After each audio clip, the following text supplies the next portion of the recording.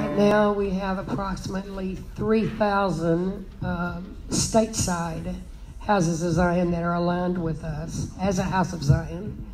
We also probably have maybe 1,200, I haven't checked that number recently, that are international, and those are across many nations. The Houses of Zion, which I've been over since I think around 2010, maybe 09 or 10, right after I came on staff with Chuck. Now, that's the main thing, I think, with the House of Zion, is you have to have, in whatever country you're in, you have to have a place where they can connect into. Doesn't have to be a full staff, but you're going to have a voice that they can connect back into, not just to know where the vision of that particular house is, that particular group is, but also for the needs that are there, the prayers that is required, the input that is needed for them. And of course you can do that by web, obviously you would need to. But this is, it is, I agree with you, it is, I believe, the picture of the way, the connecting points for the way that revival will break out. Because it is in those houses. Now, we have a lot of houses that I don't hear from very often.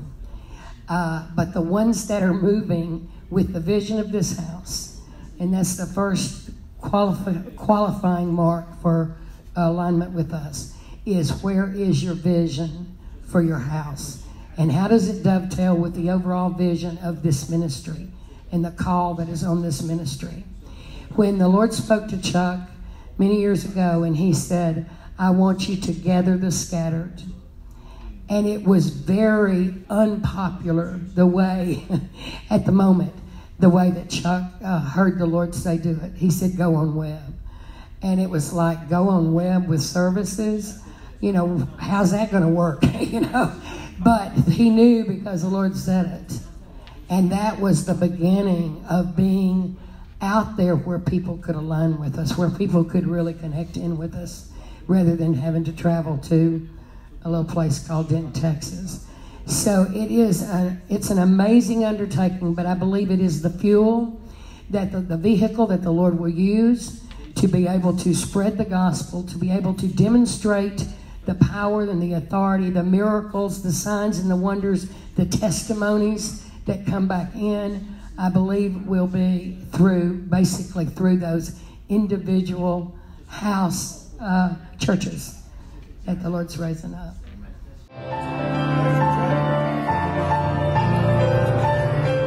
Initially, when Chuck began to line out what he saw as the people's interest, I guess, in us, or a desire to align with us, the only basic qualification, even today, for a House of Zion is for 2 or more people in a house to be in the house that watches us, that is connected to us online for our services. That's basically it. Now, when we send, and we do send them a questionnaire, not just to gather all the information that we need from them, their address, their email, telephone number, all those things, but also questions to find out exactly where they are, how much they know about us, that they would want to align here. In other words, books that they've read that Chuck and Robert have written, how much of the music, how much of the musical CDs are they familiar with? Questions like that to find out exactly where their alignment would be with us. I've added some things to that when I was put over this in 2010, and that is, I want to know where your vision is. I want to know where your vision for your house, what is the purpose, what is, and how do you see that aligning with the vision of this house. Now, I don't see that of all of these Asian, and I know you're right. I know that there's many that we don't have any knowledge of that are aligned with us. I would say there would need to be in these different nations, in these different Asian nations, a contact point, a contact person, but not just for the language issue, but all of the other issues that come with that, You're going to have to have you're going to have contact people in each one of those nations that can speak into these people. Now, in the houses of Zion, Chuck will commission the leaders of those houses like he did. You saw some of that this weekend. And those leaders are responsible to be the pastor, if you will, of the group that they're over, and to function in that. But with the apostolic and prophetic covering or foundation stone of this ministry. Now, our heart is, and if they watch us long enough, this begins to happen. We've got lots of testimonies where the leadership, it's not just a pastoral function, but they begin to move in that apostolic prophetic pastoring of that group, which then multiplies. You know, there will be leaders that are raised up in those places, and then they begin their own houses of Zion, begin their own houses, which is what it's all about. It's that multiplication that will happen, just like you said. But you have to have the thing that I think is the most crucial, really, for me to understand in the beginning was this. There is no way that the pastor in an apostolic functioning government is going to pastor and look like yesterday's pastor. They don't look the same. And anybody that is connected to me that I pastor can tell you that. That we are about equipping, sharpening, and growth. And so the pastor in these places begins to take on a truly apostolic, prophetic gifting flowing through that pastoral gifting. Because it's not any, as Ann and Linda shared with you, our whole heart and focus is where are we moving next to? What is our next step? How can we advance? How can we spread kingdom? How can we go forward here? So it's no longer the concept of having a few sheep that you're petting when they're hurting and letting them stay there till they get through hurting, and not having the unction of the pastoral and the apostolic giftings to push them forward or to call them to be able to go forward on their own. So it's a key difference in the move. You can't go, and if you'll look, Jesus didn't just follow need. I think our pastoral offices of the past generations, they've just gone around meeting needs. But Jesus didn't do that. If he had done that, he'd have been following the works of the enemy, because the enemy was the one that created the need. So he moved by the Spirit of God in knowing when to minister, when to speak, only those things he heard his Father say. So it becomes a little different look at it in the pastoring part of it. But those that are called, that call and went online, the first thing I do is send them a questionnaire. And it's got those questions that I just talked about, plus the one about the vision. And when they send it back in, I look at it. If I have questions about it, in other words, what did you mean by this? Or, how do you see this? I pick up the phone and call them. And sometimes I find out in that conversation that their vision is not really aligned with our house. They have a great vision from the Lord, but there are other places that can help them execute that better than we could. Most of the time, they have caught the prophetic to a degree. They know that's the way they want to go. They understand there is an apostolic government, and they're starting to understand it. So we set them up and we align.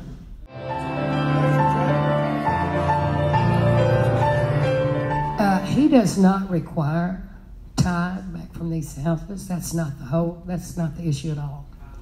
He says he lets the Lord speak to them. Most of the ones, I don't know because we don't keep up with it this way, but I know that most of the ones that are in these houses of Zion, particularly the leadership, they tithe and give first fruits here. So, and a lot of the members do directly. A lot of members of these individual houses will tithe and and give first fruits here. Or sometimes they split it. I mean, I've had houses tell me we tithe here to Gloria Zion and we give our first fruit to the leadership of the house that I'm in. So, it's strictly by the Spirit of the Lord, the way that the Spirit of the Lord speaks to him. But we know one thing, and we've learned this so clearly from Chuck, that the Lord will always make provision if you got your heart where the Lord wants it and moving with him. So the money is not the issue.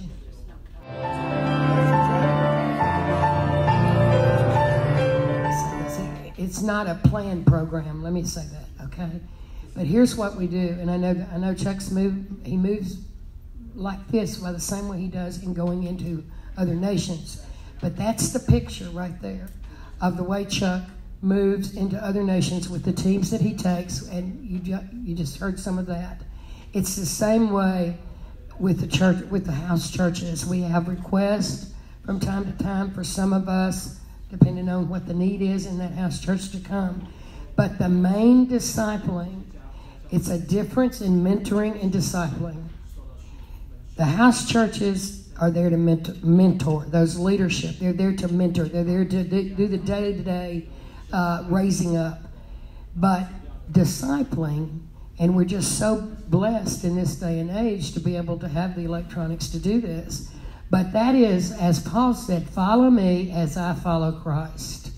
And I believe that's why the exposure from the internet is as strong as it is, because people were looking for, like the scattered, as Chuck said, they're out here and they were looking for something more.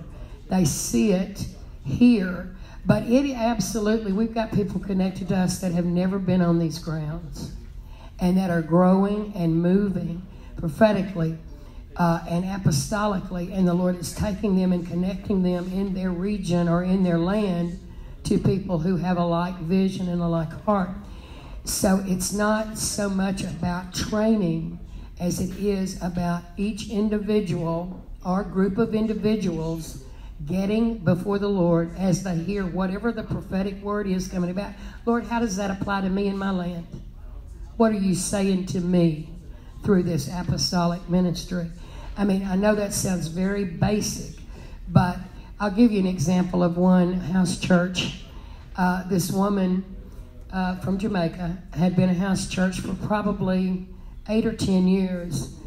And last year, actually it was the year before last, it was in the latter part of 16, she started writing and she said, I really need, and at the time she maybe had 50 people that had either were watching us part of the time, but that she had connection with. And she said, I really would like someone to come here to minister to my House of Zion. She's a House of Zion. So we sent the invitation to Brian, and several things happened. But the bottom line was, I ended up going down to there in January of 17, and with Venner Austin. And by the time we got there, and they were asking us to come and to stir the prophetic. Now, at the time, Jamaica had been, they'd had a lot of prophecy over them from sources I know not, but they had not come to pass. The prophecy had not come to pass. Had to do with the elections. So they were very wounded by the prophetic, and she told me that going in. So when we went in, we knew this was going to be interesting. But when we got there, there was like, she had been able to gather about 120 or 130 people for this meeting. We were there a couple of days, and it was absolutely amazing. Well, and she kept building on the prophetic word that we brought forth. But now, when it came to inviting us in, it was also, she paid every expense for us to come in. And it was amazing. It was amazing in that situation but the Lord intended for this to happen. And so he provided, and she paid all the expenses for us to come in. And Chuck was blessed. I mean, he was gracious to send us in without really knowing that much. I mean, he knew we had a connection in Jamaica and knew it was a House of Zion. But after we were there and prophesied into that House of Zion, that small group, and ministered some things to them about some prayer journeys for their island and all. When we got the invitation to come back in January of 18, which we did go back, but by the time we got back there, over that year, there had been one of the pastors that had gone, both the three positions that had been born again in that very occultic practice nation, the prime minister, the minister of security, and the ministry of finance had all three been born again. This pastor took it upon himself to go in and to talk to them and say, our nation is worshiping a demon god, and it just began to talk to them. So out of this little House of Zion that probably had maybe 40 members initially, in our second meeting we had about 250 there. So it's growing and it's multiplying. And she was just here for Passover. She came in for Passover. So this is the way. That's a very good example of the way we'd love to see those houses. And she's still operating under the House of Zion, even in the apostolic work she's doing there, because she doesn't have a formal ministry under some kind of 501c3 as it is in the United States. So the connection level can be as great or as little as they desire.